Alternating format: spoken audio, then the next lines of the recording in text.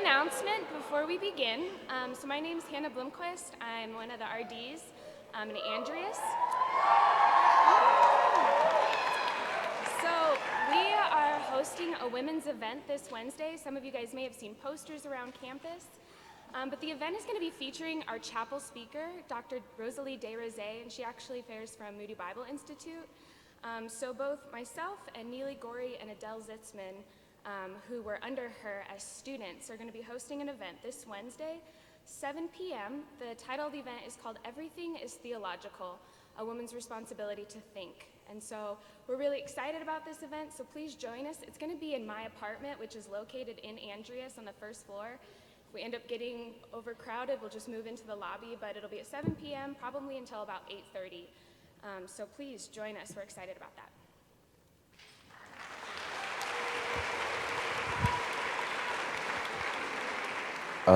Can we all stand for worship this morning? I'm just joking. You guys can sit down. We're not going to be singing this morning, so please take a seat, take a seat, take a seat.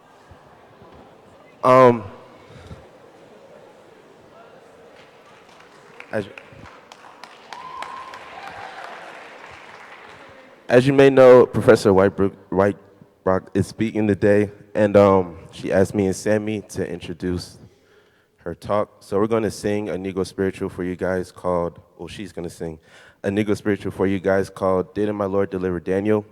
And it's just background for what will eventually lead into the chapel talk. So please enjoy, I guess.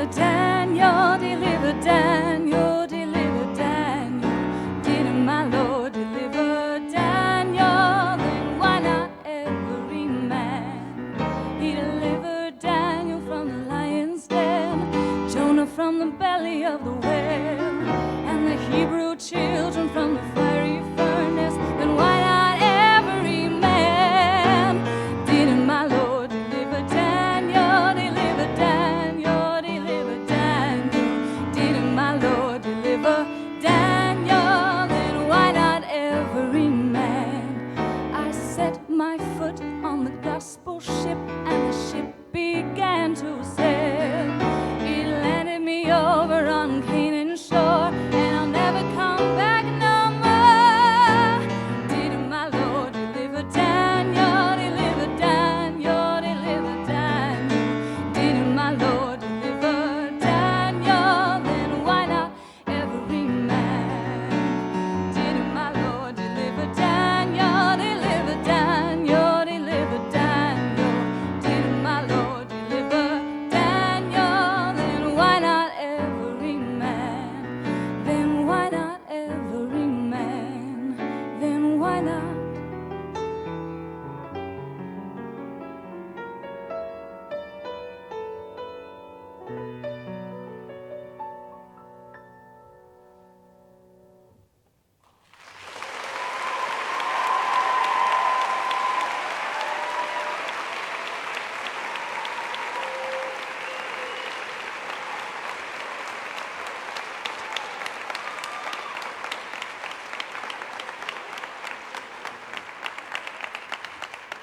Good morning, Covenant College. It's good to see you. Welcome to another year of Faculty Chapel Talks. The Covenant Faculty Chapel series this year will again challenge our community by exploring a variety of dangerous ideas. We recognize that as a group, we, your faculty, are a relatively harmless bunch, not exactly bad dudes. But if there's anything about us that may be regarded as dangerous, it would likely be some of the ideas we encounter, entertain, engage, and sometimes attempt to refute.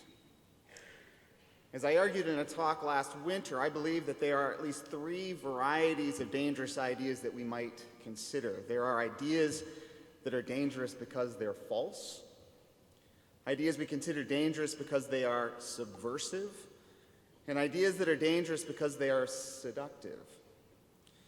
One of our aims at Covenant is not to shield you from false, challenging, or incendiary ideas, but to walk alongside you as you develop greater skill and nuance in working through such ideas, integrating them into an ever more mature vision of Christian faithfulness. I pray that our faculty series this year will accomplish this, at least to some degree, for each of you. To deliver the first installment of this year's series is Dr. Elissa Weichbrodt.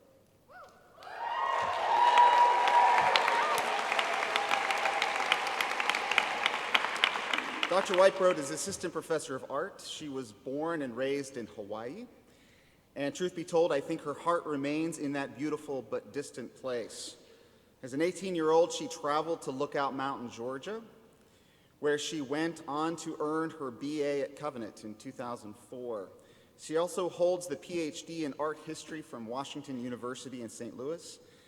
She is beginning her fourth year on faculty. And what can I say about Dr. Weichbrodt? When I've had the rare privilege of walking through an art museum with her, and she invites me to see the collection through her eyes, not only am I persuaded of her genuine brilliance, she also has a way of making me feel smarter. She's a careful thinker, a provocative analyst, and an endlessly curious student of the world. She's already developed a reputation as a first-rate teacher and a beloved mentor.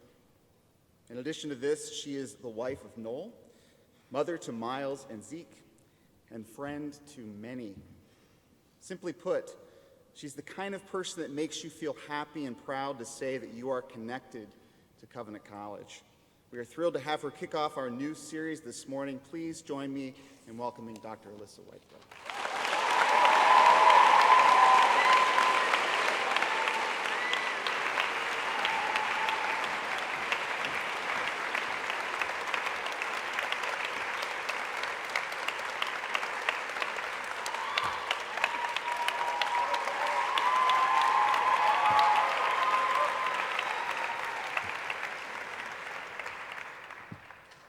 I have been wanting to say this to the Covenant College body since I was an undergrad. Are you ready?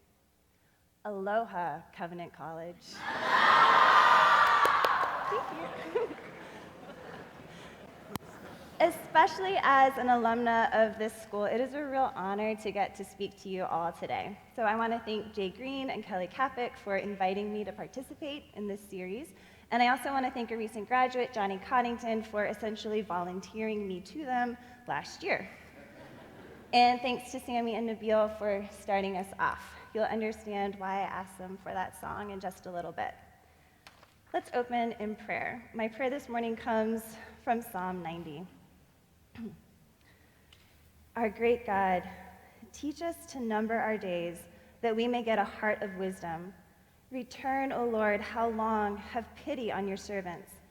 Satisfy us in the morning with your steadfast love, that we may rejoice and be glad all our days.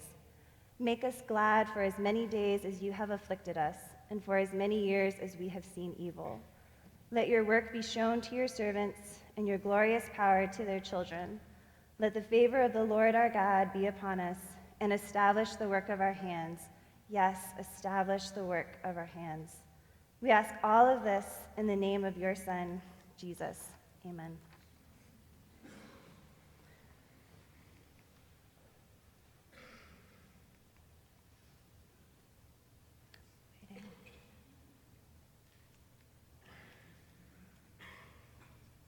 Can you go forward one for me?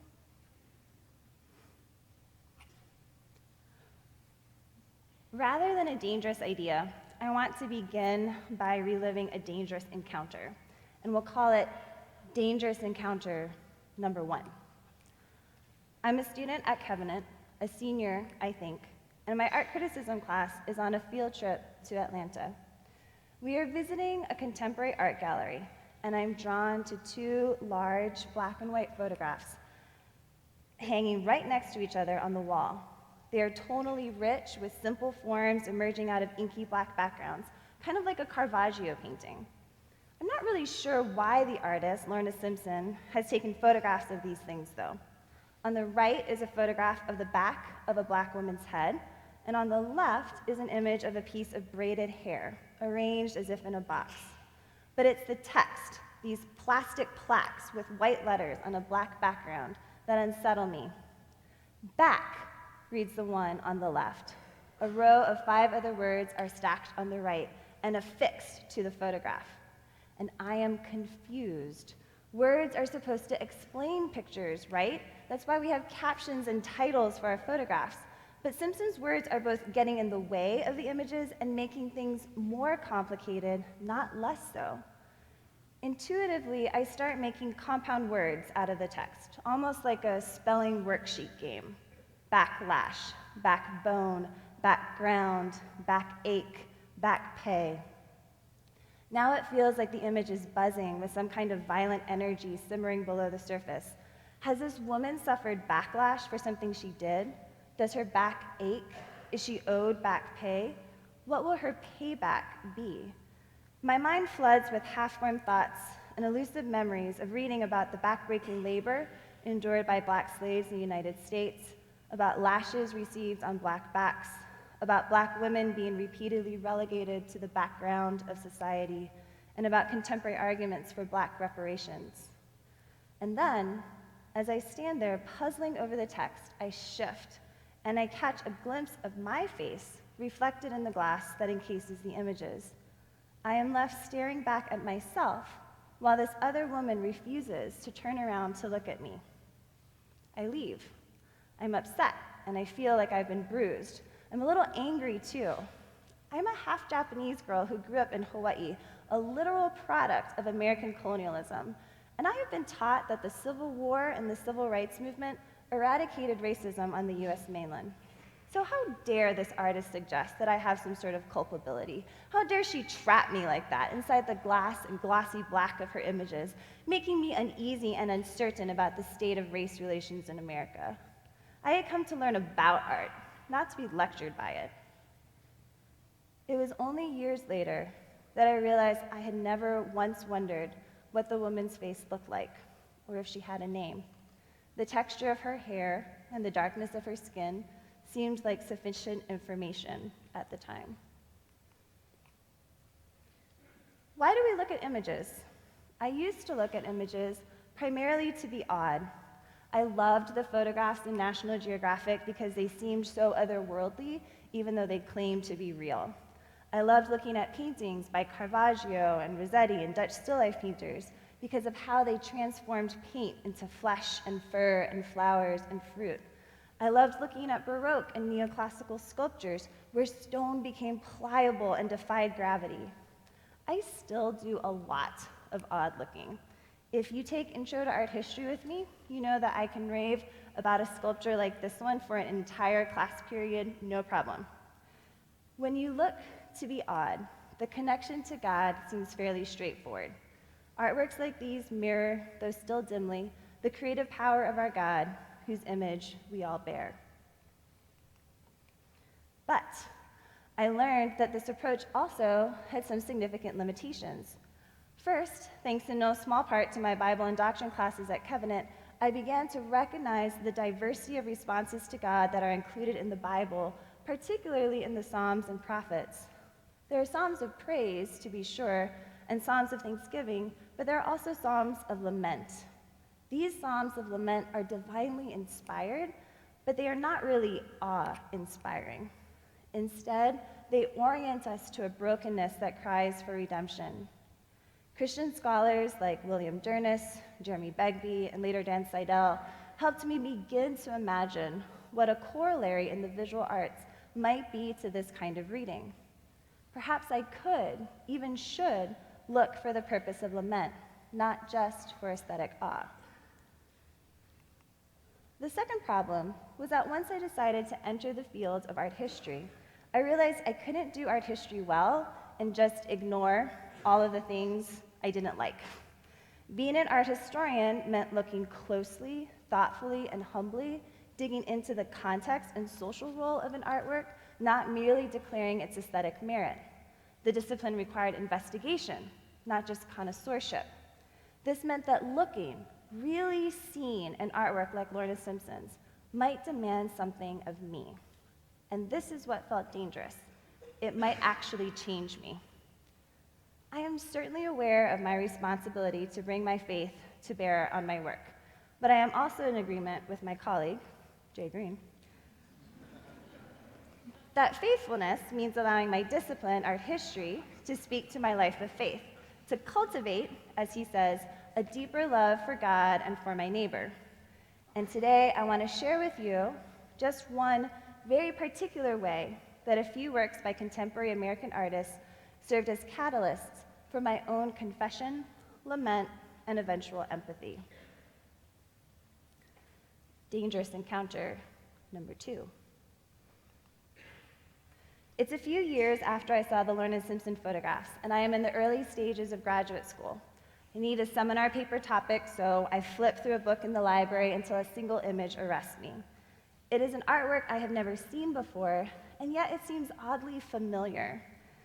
The sculpture itself is fairly simple. An old-fashioned laundry crank hangs on the wall, but instead of wet cotton pressed between the rollers, there's a long skein of black hair. Black, smooth hair. It's my hair, my mother's hair, my friend's hair that I would braid at childhood sleepovers, and it is pressed between a contraption that looks very much like something tucked away in my grandfather's crawl space next to where he does his laundry back home in Honolulu. That crank belonged to my Japanese great-grandmother, an artifact from her days as a laundress in plantation-era Hawaii. And I am so startled to see a reference to my body and my history in the pages of a book on art. And that, in turn, surprises me. I realize somewhat awkwardly that I never really believed that my history shared by many other families of Japanese immigrants in Hawaii, was significant enough to make art about. Art, I had assumed, is about big, noble themes and heroic histories. It's not supposed to be about poor immigrant laborers. And this also isn't a positive image, celebrating Japanese heritage and success in Hawaii. If anything, it's painful to look at, actually physically painful. It's a twist in the gut that recalls the difficult, the tragic, and the despairing parts of my and my maternal family's history and identity. I need to know more. I learned that the sculpture, Rung, was created by the Japanese-American artist Lin Yamamoto in 1992.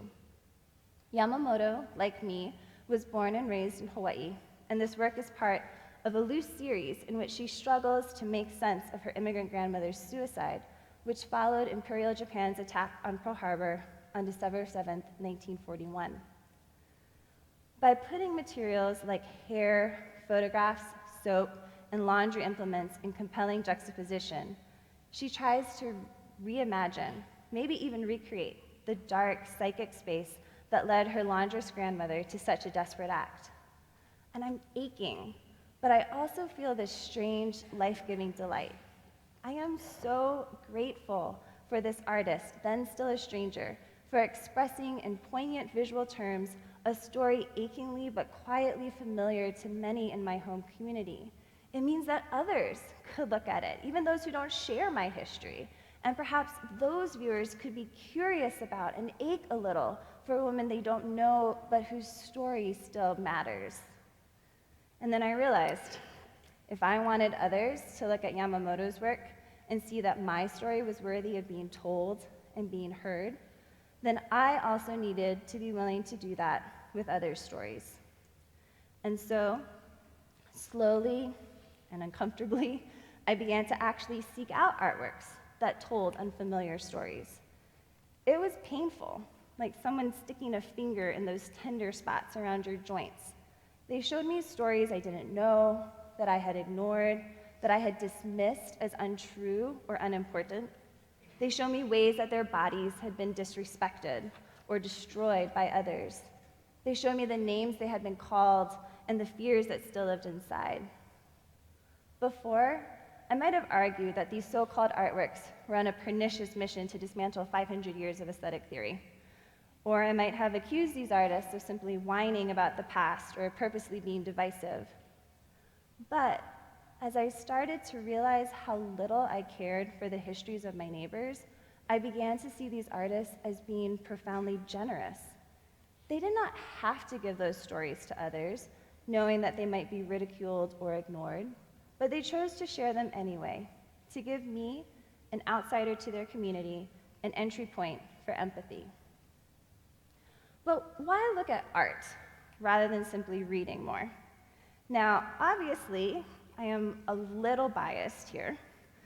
Still, I would argue that there is a particular power to engaging with these kinds of artworks. One reason for that is because artworks as things can engage us through our bodies. When I see Rung in person, I feel this pressure in my chest and a tingling in my scalp. I know what it would feel like to run my fingers through that tangle of hair. The hair becomes a stand-in for the body, and I imagine and absorb the excruciating pain of being pressed through a wringer. This kind of knowledge in and through the body speaks to our reality as image bearers, whose bodies and stories have been dignified by the incarnation of our Savior. We are creatures who receive particular knowledge of God's promise and sacrifice through the physical acts of baptism and the Lord's Supper. Art, while certainly not a sacrament, does invite us to embody knowledge. And this is perhaps especially powerful now, at a time when many of us might feel caught between the seeming ephemerality of the digital and the church's frequent discomfort with our physicality. Second, contemporary artworks can become part of how we order and understand our visible world. In her recent book, Loving to Know, A Covenant Epistemology, philosopher Esther Meeks describes the process of knowing as akin to looking at one of these magic eye 3D patterns. She's not the first to do so, but it's a helpful analogy, right? So you begin by looking at apparently random particulars, and you have to decide if you believe that there's something more there, if there's a deeper pattern. Most of us struggle to see something here, and unless you are like directly lined up with this, you're not going to be able to see anything. And then maybe something clicks, and you realize there's a bunch of penguins on the screen. In an act of coming to know, the particulars that once seemed random are endowed with meaning, and we incorporate them into ourselves. Meek has a philosophical term for it, it's kind of fancy, but it's really just a kind of knowing under the surface, the way that you know how to read so you can focus on what you're reading. The knowing becomes part of you, it lives in your body. Meek's account of epistemology reminded me of how images work. We have all seen thousands, perhaps even millions of images. We certainly don't remember every image we've ever seen, but they form a kind of web in our memories. And what we know or have been told about some of these images becomes a way that we categorize new things that we see. So this is what a hero looks like. This is what love looks like. This is what a desirable body looks like. Some art historians call this our archive, the mental shelving system that tells us how to understand what we see around us based on what we've seen before. And so looking at these artworks can be a deeply intimate experience as the things we see actually then become part of us. Dangerous encounter, number 3. I'm standing in a small gallery with dark walls. 33 framed photographs hang on the wall in a syncopated pattern of 2 in a row and 4 in a grid. All of the figures in the photographs are black. These are images that float like ghosts in the recesses of my memory, something I saw once in a history textbook, a newspaper, a museum, or an antique store. But despite this familiarity, there is nothing quaint or nostalgic about this display, because the artist also makes them strange. The photographs, originally all black and white, are now tinted. Most of them are a deep, saturated red, as if I am peering at them through a pool of blood. There's text, too, but it refuses to stay confined below as a traditional caption would. Instead, the words hover over the photographs, and I have to slow down, almost painfully, to disentangle text and image. The first photograph in the series, Tinted Blue, is a 20th century anthropological image of a Mengbetsu woman in profile, her chin jutting out, elongating her neck, and balancing this elaborate crown of braids on her head. Floating near the bottom of the image, actually cut into the protective glass, are the words, "From here I saw what happened." I follow the woman's gaze to the right to see what she is seeing. The next 31 blood-red photographs and their ghostly text weave a slow, poetic history of black bodies in America. You became a scientific profile, one reads, a Negroid type in anthropological debate. You became mammy, mama, mother, and then, yes, confidant, ha. Descending the throne, you became foot soldier and cook. Through the repetition of words like became and ha, the text creates a rolling cadence, moving between longer phrases and single words, all punctuated by the black frames. The text is like a poem, but not one that I really want to keep reading, because the words cut into me, like the letters themselves are etched into the glass. You became Uncle Tom, John, and Clemens Jim, drivers, riders, and men of letters. You became a whisper, a symbol of a mighty voyage, and by the sweat of your brow you labored for self, family, and others.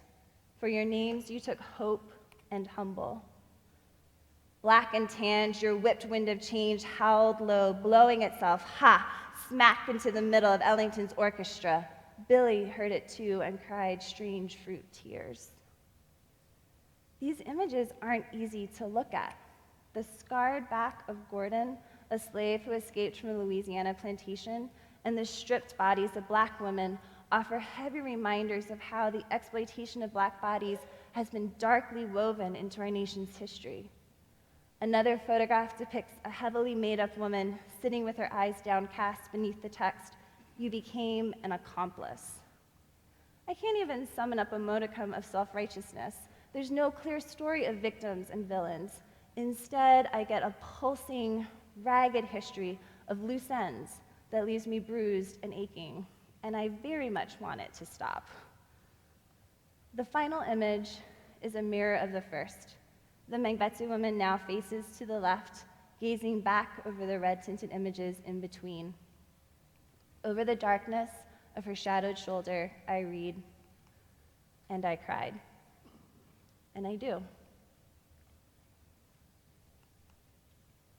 I cry again years later in 2014 after I hear that Michael Brown, an unarmed teenager from St. Louis, has been shot and killed by then police officer Darren Wilson. I had only recently moved to Chattanooga from St. Louis, and Brown lived not terribly far from my former home in a primarily black neighborhood. As I watch the protests and confrontations that unfold from a distance, I cannot shake Carrie Mae Weems' work from my mind. Early into my time in St. Louis, where I lived for 7 years for graduate school, I learned that systemic racial injustice had not, in fact, been eradicated by either the Civil War or the Civil Rights Movement. I saw injustice in how municipal lines had been drawn and how the sidewalks crumbled once you got a block or two north of Del Mar. I saw it in rows of empty, beautiful brick houses, deserted years earlier by white owners who had fled to be somewhere safer. I heard it in counties' adamant refusal to extend the Metro line into the suburbs for fear of thugs bringing crime. I heard it in the stories of black students at my elite graduate school who were so very weary of being followed around by suspicious campus security guards. And yes, I studied it as part of my art historical scholarship. As these stories began to sink into me, I started to wonder if I actually had not been weeping with my neighbors who are weeping, if I had not opened my mouth and spoken for justice on behalf of the oppressed. I realized that I had been guilty of offering superficial treatment for a mortal wound, that I, like the enemies of Israel, cursed by the prophet Jeremiah, had cried, "Peace, peace," where there was no peace.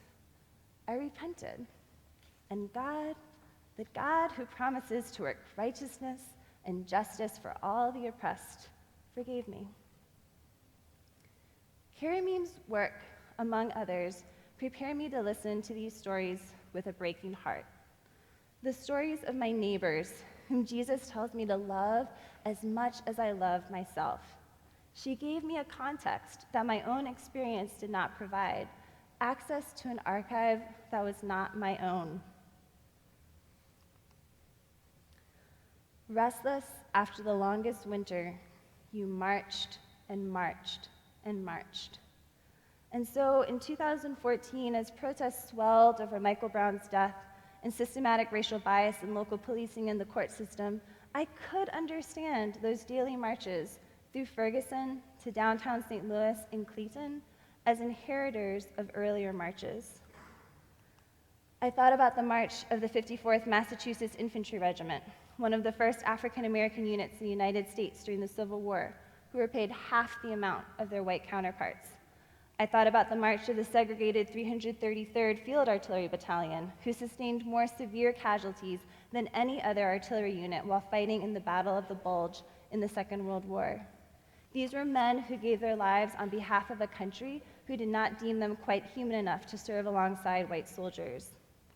And I think about the first attempt by civil rights organizers on March 7th, 1965, to march across the Edmund Pettus Bridge in Selma, Alabama, only to be brutally attacked by state troopers on the other side. Weems asked me to recognize the historical trauma endured and inherited by many Black Americans, a tacit knowledge through which they interpret contemporary events. And so again in Ferguson, they marched and marched and marched. I cry again on June 17, 2015, after learning that Dylan Roof had been welcomed into a Wednesday prayer meeting at Emmanuel AME Church in Charleston, South Carolina, and then stood up and shot and killed 9 of those people who had just shown him the love of Christ. I returned to Weems' installation and to a photograph of a crowd of African-American men, women, and children sitting on the ground, waiting beneath the text. In your sing-song prayer, you asked, "Didn't my Lord deliver Daniel?" The words loop in my mind like the gospel song they reference. This prayer has been sung time and time again, propelled by a persevering belief that deliverance will someday come. I imagine Emmanuel's congregation in 1818 singing this song when members were jailed and ministers were whipped on account of their race, and again in 1822 when the church was burned by white supremacists, and again in 1834 when black churches were forbidden by the state, and again in 1886 when an earthquake destroyed the building, and again in 1962 when they rallied for voting rights. I hear an echo of Psalm 13. How long, O Lord, will you forget me forever? How long will you hide your face from me? How long must I take counsel in my soul and have sorrow in my heart all the day? And yes, I cry again this summer when Alton Sterling and Philando Castile are killed within a day each other by police in St. Paul and Baton Rouge. And I weep when officers are killed in Dallas and in Baton Rouge. And I cry when public figures use those unspeakable tragedies to deny the validity of the anger, sorrow, and fears harbored by the families and communities of Tamir Rice, Eric Garner, Sandra Bland, Walter Scott, and Freddie Gray, among others. Philosopher Esther Meek, whom I mentioned earlier, argues for what she calls a covenant epistemology. Knowing, she says, is not information so much as it is transformation. This makes sense, she continues, if knowing the truth, having been known by Christ the truth, is central epistemically. It isn't about mere information, but about being transformatively known. Rather than knowledge being linear and deductive, Meek, and she is part of a clear philosophical tradition in this, claims that all acts of coming to know are integrative, meaning they become part of us. All knowing, she says, is akin to knowing God. It is transformative and relational. And so, she ultimately argues, we don't know in order to love, we love in order to know. A covenant epistemology demands that we look upon others with love, giving ourselves for the sake of others. This is knowledge as an act of covenantal care. For me, contemporary art, particularly work made by artists grappling with histories and experiences that have remained largely unseen, unknown, and unloved by dominant culture, has served as a catalyst for faithful knowing. Looking with love meant returning to that Lorna Simpson photograph and her very purposeful choice to show it behind reflective glass. So I looked. I did not imagine that I could fully understand the hurt and the horror and the anxiety that she and many other women of color carry every day in America. But I looked and allowed the reality of her story to take up residence in me, to become part of how I order and understand my world. And because this loving knowledge has become part of me, I have changed how I respond when the violent erasure of Black bodies and histories is downplayed, disregarded, or denigrated. It has meant asking questions when it would be a lot easier to be silent, speaking up in communities where I am unsure of my reception. It has meant changing some patterns of what essays, Twitter feeds, books, and music fill my time. It shapes how I talk to my children about their world. These changes aren't noble sacrifices or means of assuaging a guilty conscience. They simply allow me to love my neighbors and my God more faithfully. Now, I chose this particular narrative of how my discipline has shaped my spiritual life very purposefully. This summer, the General Assembly of the Presbyterian Church in America, shout out, the denomination to which this college belongs, in case you didn't know, passed an overture that recognized, confessed, condemned, and repented of corporate and historical sins of racial injustice. As part of this overture, the denomination urged congregations to consider what particular actions of repentance and reconciliation might be in order. So this kind of penitent self-reflection is something happening throughout our denomination right now, and I'm thankful for that. There's a whole book of such reflections, and I'm adding my voice to those of church leaders. But ultimately, this is also an invitation. I want to invite you to do your work dangerously this academic year. Do not think that your theology will unilaterally shape what you do as a student. Allow your academic work to shape your mind and to break your heart, to kindle a love for God and your neighbor that you did not have previously. Take an art history class and learn to look at the work of Doris Salcedo or Alfredo Yar or David Hammons or Sonia Boyce, or find out how God might want to change you in your history or biology or economics or music or writing or linguistics class. Rather than treating the uncomfortable, the unsettling, or even the upending as a threat, might you instead see it as an opportunity? And you know what? In the end, what I thought of as dangerous encounters weren't so dangerous at all. Because if we are indeed rooted and grounded in love, then God will surely give us the strength to comprehend with all the saints the breadth and length and height and depth of the love of Christ. And we will know that this love surpasses understanding as we are filled with all the fullness of God. Will you join me in pursuing knowledge from a place of love and being willing to be changed along the way? I do hope so. Thank you.